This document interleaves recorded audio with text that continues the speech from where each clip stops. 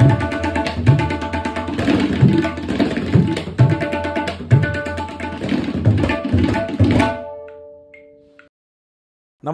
मैं हूं रविंद्र जैन। दिगंबर जैन आचार्य विराग सागर जी महाराज की आज तड़के अचानक समाधि हो गई है और इस खबर के बाद पूरे देश भर में जैन समाज में शोक की लहर है।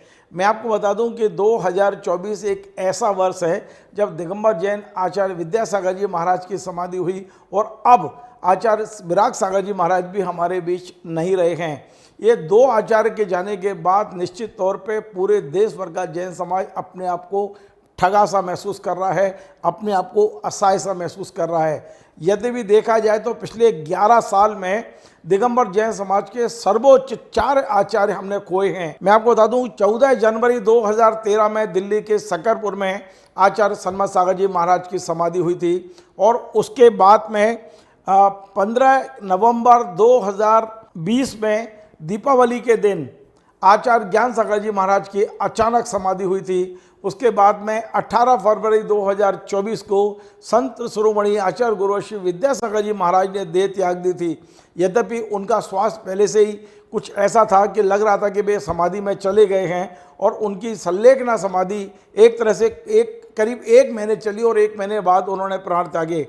लेकिन विराग सागर जी महाराज को तो 2 तारीख को दोपहर बाद कुछ महसूस हुआ कि उनको हार्ट में कुछ दिक्कत है और 2 तारीख को ही उन्होंने तमाम सारे अपने शिष्यों को से चर्चा भी की है और आचार्य विद्यासागर जी महाराज के शिष्य सुधा सागर जी महाराज से भी उन्होंने एक तरह से बात की है।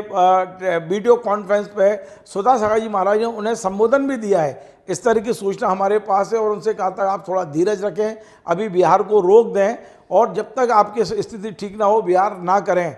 इससे जो महाराष्ट्र के जालना के पास वे लगातार विहार कर रहे थे, उन्हें आगे की ओर जाना था, लेकिन वे एक छोटे से गांव में रुक गए थे और वहीं पर आज तड़के करीब 2:30 से 3 बजे के बीच में उन्होंने अंतिम सांस ली है। निश्चित तौर पे उन्होंने 350 से ज़्यादा दीक्षाएं दी हैं। आरिका, छुल्लक, एलक और मुनि एक विराट संघ उन्होंने तैयार किया था। आचार्य विश्व सागर जैसे हीरे उन्होंने इस समाज को दिए हैं। तो विराग सागर जी महाराज के जाने से पूरे दिगंबर जैन समाज में एक बहुत बड़ी शोक की लहर है और एक रिक्तता महसूस की जा रही है। ऐसा लगता है कि एक बहुत बड़ी हानि जैन समाज की हुई है। आज जैसे ही ये समाचार भोपाल पहुंचा तो मध्य प्रदेश विधानसभा के स्पीकर नरेंद्र सिंह तोमर ने विधानसभा की कार्रवाई को रोककर गणाचार्य आचार्य विराग सागर जी महाराज को श्रद्धांजलि दी।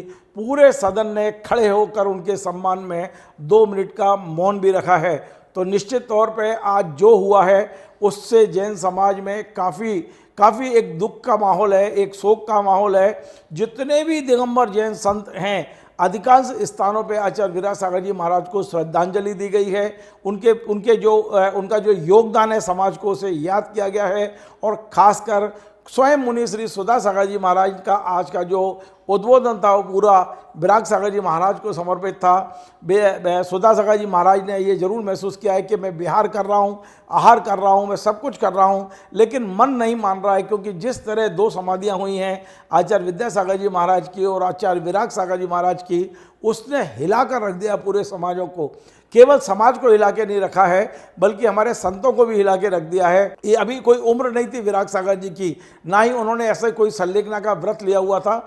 या तब भी जितने भी दिगंबर जैन साधु हैं वो तो जिस दिन दीक्षा लेते हैं उसी दिन उनकी संलेखना प्रारंभ हो जाती है कि हर क्षण वो संलेखना में रहते हैं। लेकिन विराग सागर जी महाराज का इस तरह अचानक जाना पूरे देश भर के जैन समाज को एक बहुत बड़ा झटका है। और जैसा मैंने बताया दिगंबर जैन समाज के 4 आचार्य हमने 11 वर्षों में खो दिए हैं। तो इससे अब एक नई तरह की माहौल महसूस किया जा रहा है समाज के अंदर कि आखिर इतनी कम उम्र में विराग सागर जी कैसे चले गए। बहुत सारे लोग इसी प्रकार हमने सन्मत सागर जी को खोया, इसी प्रकार से हमने आचार्य ज्ञान सागर जी महाराज को खोया है।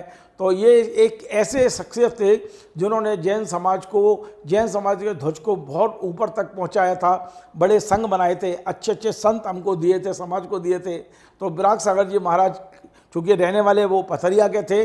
अब खबर ये आ रही है कि विराग सागर जी महाराज को शायद ये एहसास हो गया था कि उनके पास समय कम है।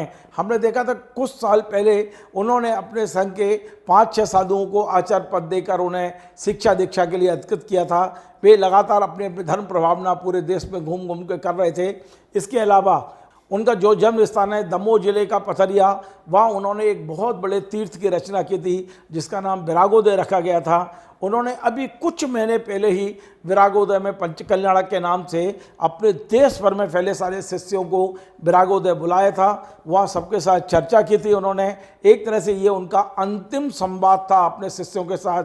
मैं आपको बता दूं कि कभी ज़्यादा महीने नहीं हुए, 6 या 7 महीने पहले ही विरागोदय में पूरा संघ एकत्रित हुआ था। करीब 300 मुनि आर्यका एलक क्षुल्लक वहाँ आए थे और उनके साथ विराग सागर जी ने सारी जिम्मेदारियों का, जैसे ऐसे मानते हैं ना कि आचार्य पद भी एक तरह से वे अपने ऊपर भार मानते हैं, इसे भी एक तरह से वो अपने ऊपर, तो ये सारे पद छोड़ के विकल्प, जितने भी विकल्प हैं, जितनी जिम्मेदारियां, इनसे मुक्त होकर ही जैन साधु अपना शरीर त्यागता है। तो ऐसा लगता है कि विराग सागर जी भी अपनी तमाम सारी जिम्मेदारियों से मुक्त हो गए थे।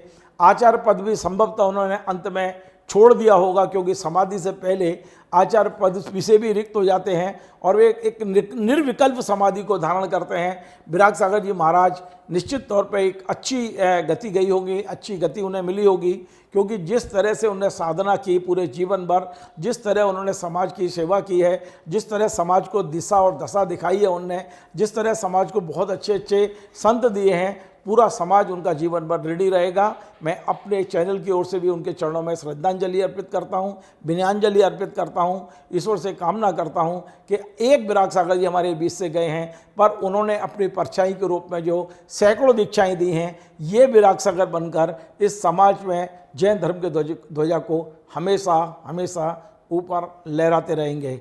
आपको हमारा ये कार्यक्रम पसंद आए, आप इसे शेयर करें, लाइक करें, कमेंट करें और आपसे बार बार निवेदन है हमारे इस चैनल को सब्सक्राइब अवश्य करें। धन्यवाद।